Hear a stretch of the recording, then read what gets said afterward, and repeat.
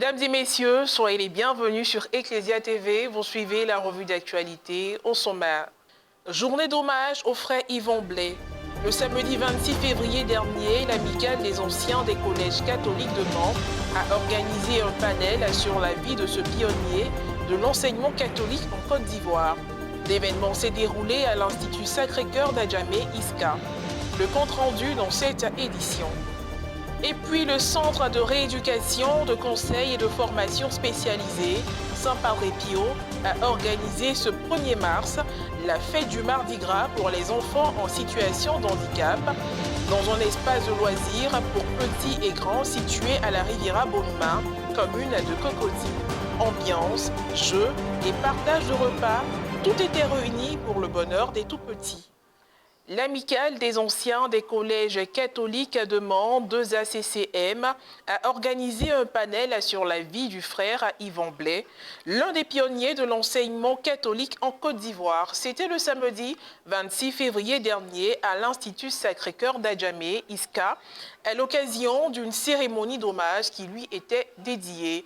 Un reportage de Frédéric Monet, commentaire Morel Poti. Dans la mi-journée du samedi 26 février 2022, l'amicale des anciens des collèges catholiques de Mans, 2ACCM, a organisé un panel à l'Institut Sacré-Cœur d'Adjamé ISCA à l'occasion de la journée d'hommage au frère Yvon Blais. Un événement qui s'est déroulé autour du thème « L'être et les œuvres du frère Yvon Blais, quelles leçons retenir ?» Ce panel a eu l'intervention de plusieurs membres de la dite amicale, ceux résidant sur le territoire national en présentiel et ceux vivant à l'étranger par vidéoconférence. Ce panel a été meublé par une série de témoignages des différents membres de l'amicale réunis pour témoigner des bonnes œuvres du frère Yvon à leur endroit. La dernière enveloppe contenait la somme de 50 000 francs. Cette somme devrait servir à assurer mes charges de rentrée scolaire. Ainsi, toute ma scolarité fut prise en charge par le frère Yvon jusqu'à mon succès au concours de l'INSET de Yamoussoukro après l'obtention de mon bac. Au plan moral, le frère Yvon m'a marqué profondément, comme tant d'autres jeunes de ma génération, par ses enseignements instructifs et séduisants.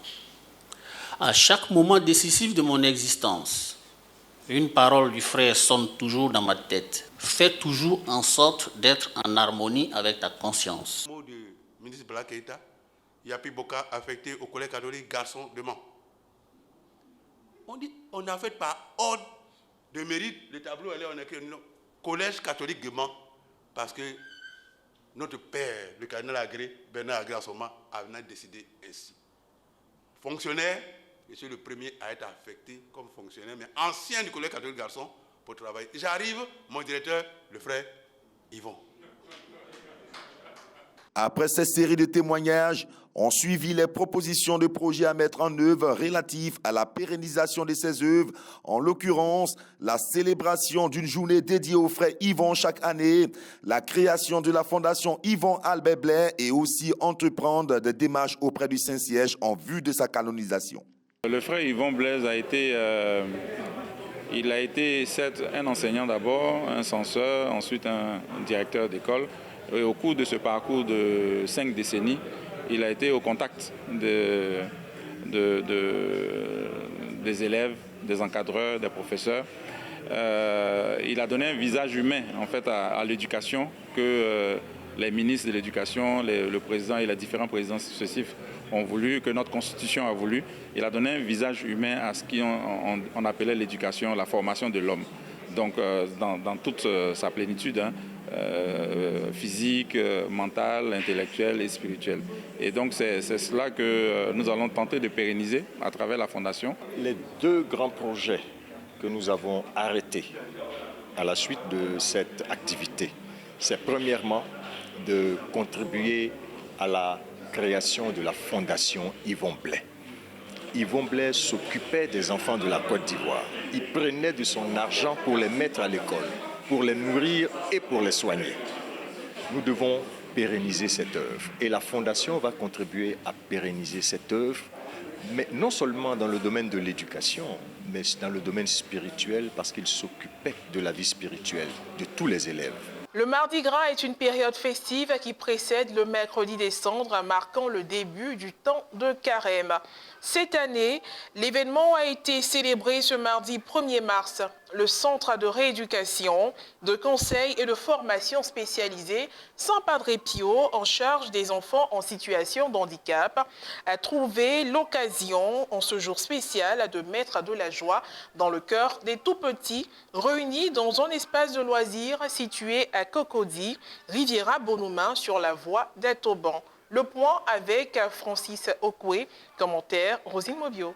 35 enfants du centre San Padre Pio de Cocody, Angré et d'Agnomont ont célébré le Mardi Gras au centre d'un parc d'attractions situé dans la commune de Cocody, Riviera Bonoumin, sur la voie d'Atoban. Le centre de rééducation, de conseil et de formation spécialisé San Padre Pio a une fois de plus respecté la tradition du Mardi Gras, à l'instar de plusieurs autres écoles et structures d'encadrement d'enfants. C'est dans la ferveur que les tout-petits, accompagnés de leur encadreur, ont retrouvé leur appareil de jeu adulé. Tourniquets, manèges, trampolines, châteaux gonflables et autres ont enflammé la sensibilité ludique des enfants. Ceci n'est que l'un des objectifs visés par les responsables du centre. Le deuxième objectif est tout autre, sensibiliser sur la question des enfants en situation de handicap, surtout l'autisme. Le centre s'occupe des enfants en situation de handicap, les enfants autistes, les enfants trisomiques, des enfants IMC, des enfants qui ont des déficiences intellectuelles. Alors, aujourd'hui, c'est Mardi Gras.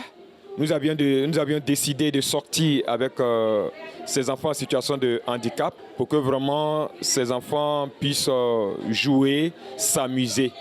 Alors, il faut dire que l'handicap n'est pas une fatalité. Nous, c'est notre manière vraiment de rendre ces enfants heureux. Je pense que c'est une occasion d'attirer l'attention à tout le monde, de sensibiliser tous les parents qui ont des enfants en situation de handicap. Alors, l'handicap n'est pas une fatalité, comme je le disais tout à l'heure. Ça ne sert à rien de cacher leurs enfants. Les formateurs et encadreurs du centre ont également pris part à la fête malgré l'ampleur de la tâche. J'ai eu cette passion-là depuis quelques temps. Dire qu'au début, ce n'était pas facile, hein, mais au fur et à mesure que je m'approchais des enfants, que j'aidais certains parents à se soulager, à voir leurs enfants réussir. On voit que les enfants sont beaucoup épanouis. Oui, ils ont participé à plusieurs jeux, ils ont même dansé et tout ça là. Quand on voit ces enfants-là, nous-mêmes, nous sommes très heureuses de voir ces enfants-là rire de joie, pleurer de joie. Et vraiment, ça nous ravit. Et puis bon, c'est avec plein d'amour que nous suivons ces enfants-là. Bon, avec ces enfants, aujourd'hui, c'est la fête du Mardi Gras. D'habitude, les enfants sortent pour défiler, mais nous, on a décidé de venir pour égayer un peu ces enfants. En tout cas, nous avons vu les enfants se sont bien amusés. Nous aussi, on est très contents d'être avec les enfants. Et plus que les enfants sont contents aussi, se sont bien amusés. En tout cas, ça a été une très belle journée pour nous, ainsi que les enfants aussi. On sent la joie, la gaieté. On a vu des enfants se détendre. Il y a des enfants qui étaient crispés, réplus, mais quand ils ont vu vraiment tous les jeux, vraiment les trampolines, se sont relâchés. Et nous-mêmes, les maîtresses, pour ce que nous faisons vraiment souvent, tu es vraiment crispé. Tu es un peu perdu. C'est pas facile de s'occuper des enfants en situation de handicap. Donc aujourd'hui, ça nous a permis de vraiment nous détendre, de nous amuser. On s'est relâchés, on a dansé avec les enfants. Aujourd'hui, il n'y avait pas de maîtresse. Tout le monde était au même niveau. Un Mardi Gras qui marquera ces tout petits qui ne demandent rien d'autre que de l'amour, de l'éducation et de la formation. Aspiration que le Centre de rééducation, de conseil et de formation spécialisée San Padre Pio, qui est également une école s'attelle à satisfaire. Créé en 2015, il compte une trentaine d'enfants. Fin de cette édition d'information. Merci de l'avoir suivi. Que je veille sur vous. Excellent temps de carême à tous et à chacun.